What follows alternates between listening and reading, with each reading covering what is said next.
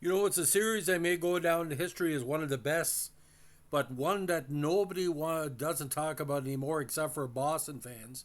The 1983 Stanley Cup playoffs were quite interesting because it was the Islanders' last gasp as pretty well world champions. But when the Sabres and Bruins met in the second round, Sabres had swept the Montreal Canadiens, while the Bruins basically were finding a way to survive because the Nordiques were very strong in the first round. Quebec had won game three, while Boston outlasted in game four to take it. This series had a lot of twists and turns, a lot of Hall of Famers, and a lot of goals because Rick Middleton was at his playoff best that year. Now, the Prince of Wales Conference Division Finals was the second playoff series between the two teams. This was a rematch of the '82 series between the pair, where Boston won 3-1. Now, Middleton was terrific in the series. He set an initial record for most points in one seven-game series with 19, 5 goals and 14 assists. Now, the big counter came in Game 7 in overtime. I don't want to give it away, but if you're a Boston fan, you know what I'm talking about. Now, Game 1 at the Boston Garden was a blowout for Buffalo, even though Boston led 2-1 after the first period on counters by Ray Bourque and Barry Peterson. Lindy Ruff made it 3-2 for the visitors, and then he scored again. He's third. Then Tony McKechnie scored twice. Ramsey and Gillamel scored in the third period. Casper replied. Uh, Bob Sauvé only had to face 16 shots in the contest, while Pete Peters only made 22 saves. Now, Game 2 went to Boston with new hero Mike Krushelnicki scoring his first of the postseason, with Middleton getting his fourth. Keith Crowder and Ray Bourque scored in the second to make it 4-0, while Krushelnicki kind of scored the insurance goal to make it 5-1, with Housley, Ramsey, and Foligno replying for Buffalo, some mop-up work in the third period. Now, game three was a nail-biter, ladies and gentlemen. Buffalo won 4-3, a very, very tough contest for Boston. Craig Ramsey gave Buffalo a 1-0 lead in the first period by Bruce Crowder, tied it up, and then Fergus scored to put Boston ahead 2-1. Dale McCourt then tied it up in the power play, and the third period was nip and tuck. Dave Anachek put Buffalo ahead 3-2, with Peterson scoring his fifth to make it 3-3 at 5:59. But then Mike Ramsey, not known for his offensive acumen, scored to make it 4-3 with 3 minutes left. Now, here's where it gets freaky, ladies and gentlemen. Boston turned on the offense in Game 4, winning 6-2. Middleton and Peterson scored in the first period, while Paul Sear had a power play goal for Buffalo. Middleton got his sixth at 12:04 the second period, while Dale McCourt replied for Buffalo. Now, in the third period, Krushelnicki, Peterson, and Mike Gillis made it 6-2 for the final, and Bob Sauvé was the catalyst again for Buffalo. Wasn't very strong, giving up 6 goals on 28 shots. Now, Boston was trying to put Buffalo out of their misery. They were so bad in this game, ladies and gentlemen, that an old coot like Phil Muir played the majority of minutes for Buffalo. And Phil Muir at that time couldn't stop a bowling ball. Now, Bruce Crowder, Rick Middleton, Barry Peterson, a shorthanded goal by Rick Middleton, and Mike Krushelnicki gave Boston a 5-0 lead after the first period.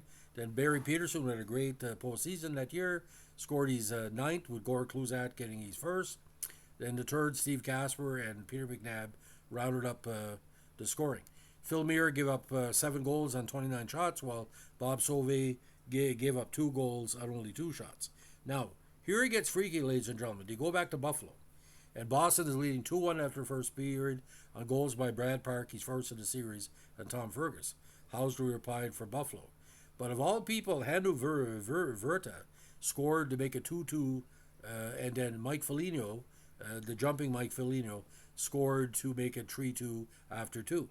Now, Krushelnicki tied it up at 8:36, but then Lindy Ruff, he's fourth in the postseason, and followed by Housley, made the final 5-3 for Buffalo. And Peters had a rough game, only stopping 22 shots.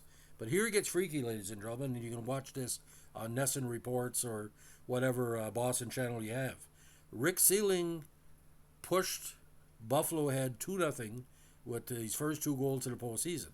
Then Barry Peterson scored his 10th, and Brad Park tied it at 9:21.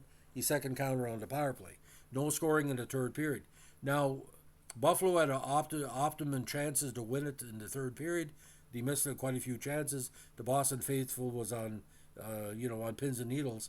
But in the first overtime, and probably the greatest goal he ever scored, besides his counter in the '72 series, Brad Park scored at 1:52 to put them ahead into the semifinals, where unfortunately for a lot of people they couldn't knock off the Islanders, despite the fact that Boston had split the first 2 games.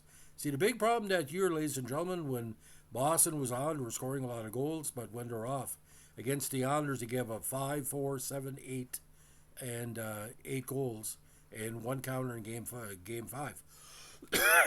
Pete Peters wasn't doing it for them in that postseason, but everybody at this time, the Nordiques were out, the Montreal Canadiens were out, Toronto was out, so Boston was kind of the last hope for a Canadian team besides the Western Conference squads to win the cup. But that was a trillion-minute series again.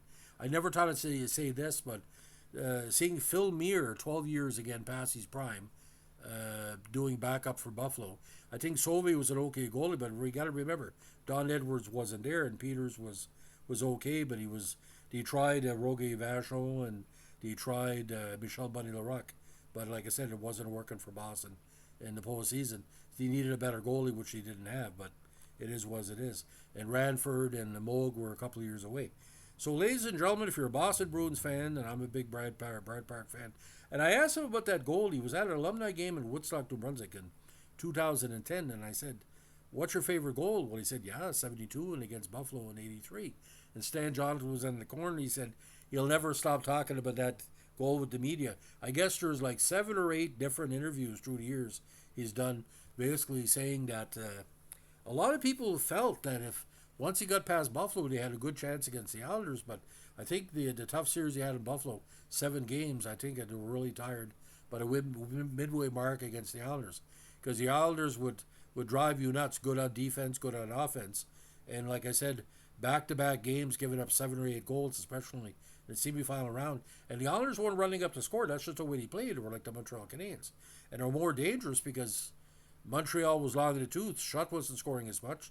Neither was Lafleur. And there they had Bossy, Trotty, Gillies, Nystrom, Tonelli. I mean, if one player wasn't going to score, the other one was going to. But it was Bossy's, again, last gasp before the back problems and the Gretzky years came on. But if you have a chance, see it on YouTube. I think Nesson has uploaded some of the highlights of that series and the goal. And the announcers just went completely nuts, ladies and gentlemen. But Game 7, Buffalo, Boston, the quarterfinals, 83. Again, one of the unheralded games in Boston history. More people should talk about. And if you would show that game, let's say if there would be a Boston Bruins, just a Boston Bruins channel, I would show that game at least once a month, because it learns you how. See, Boston was a lot older. They had a lot of young players too, and despite that, there were 6-7 years past their glory years with Cherry, and there was still Buchner and Rick Middleton. One of my favorite interviews of all time. He basically always said that playing in Boston Garden was like playing in it's like going to church. He said that was a church of hockey, and I tend to agree. I'm a Montreal Canadiens fan. Boston Garden means a lot to us Habs fans because the best games that Montreal ever played was against the Bruins, and usually we bet them, but they gave us a hard go. And I miss that era of Bobby Orr and Cashman and Wes Mazzito when the goalies the goalies weren't that good. That's why you get 200 points a season. So so ladies and gentlemen, if you're a Boston fan, thanks for getting support. And don't forget, if you talk to Brad Park, mention that game. I think you might get an extra autograph out of it. Thanks for listening. Bye.